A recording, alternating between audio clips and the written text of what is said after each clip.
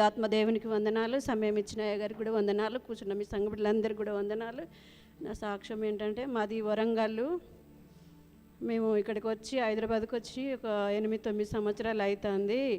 మేము ఇక్కడ అయ్యగారి దగ్గరికి మందిరానికి వచ్చడం జరిగింది.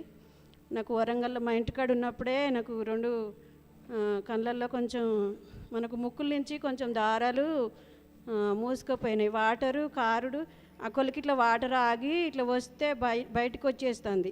అయితే ఆపరేషన్ ఒక కన్నులో జరిగింది. ముక్కుకు జరిగినప్పుడు డాక్టర్ అన్నాడు, అమ్మ ఇంకొక కన్ను కూడా ప్రాబ్లం ఉంది, తర్వాత చేయించుకోమని చెప్పిండు. చెప్పినప్పుడు మేము అప్పటికి హైదరాబాద్కి వచ్చేసినాం.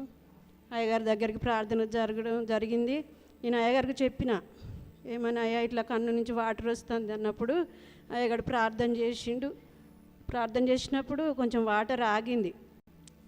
మళ్ళీ అదే ఈ సంవత్సరం కానుంచి కూడా కొంచెం అయ్యగారు ప్రతి నెల బల్లారాధనకు ముందు 6 రోజులు కానీ 7 రోజులు కానీ ఉపవాస ప్రార్థనలు పెడతా ఉంటాడు. నేను అప్పటికి అనుకునేదాన్ని, అయ్యగారికి ఊకే ప్రార్థన పెడతాడు ఎందుకో అని అనుకునేది.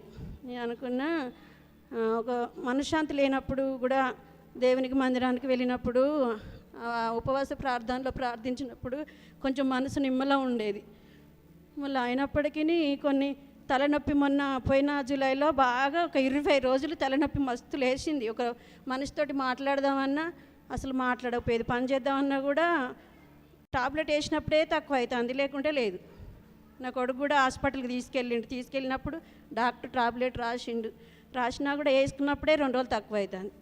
అయ్యగారితో చెప్పిన, అయ్యా నాకు ఇట్లా తలకాయ నొప్పి అస్సలు తక్కువ అవుతలేదు, 20 రోజులు అవుతుంది అన్నప్పుడు ప్రార్థన చేసిండు, ఏం కాదమ్మా తక్కువ అవుతుందని.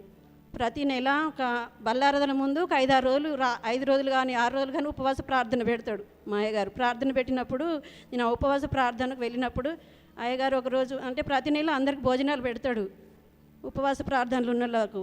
అయితే ప్రార్థన పెట్టినప్పుడు నాకు ఒక కళ వచ్చింది అయ్యగారి గురించి.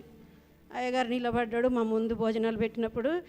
ఒక సూర్యుని వెలుగు అయ్యగారికే ప్రకాశిస్తుంది బాగా, అది ఎక్కడి నుంచి వస్తుందో అది అంతు లేకుంటుంది. నేను అప్పుడు అనుకున్న, దేవుడు అయ్యగారితో ఉన్నాడు, దేవుడు తప్పకుండా కూడా అయ్యగారిలో ఉన్నప్పుడు మాకు ప్రార్థన చేసినప్పుడు ప్రతిదీ జరుగుతుందని అప్పుడు నేను అయ్యగారితో ప్రార్థన ప్రతి రోజు కూడా చర్చికి వెళ్ళినప్పుడు కూడా చేయించుకుంటాను. ఇంకా మా కుటుంబం కోసం కానీ మా కోసం కానీ మీరు అందరు ప్రార్థన చేయమని ఈ చిన్న సాక్ష్యాన్ని దీవించి ఆశీర్వదించును గాక. ఆమేన్.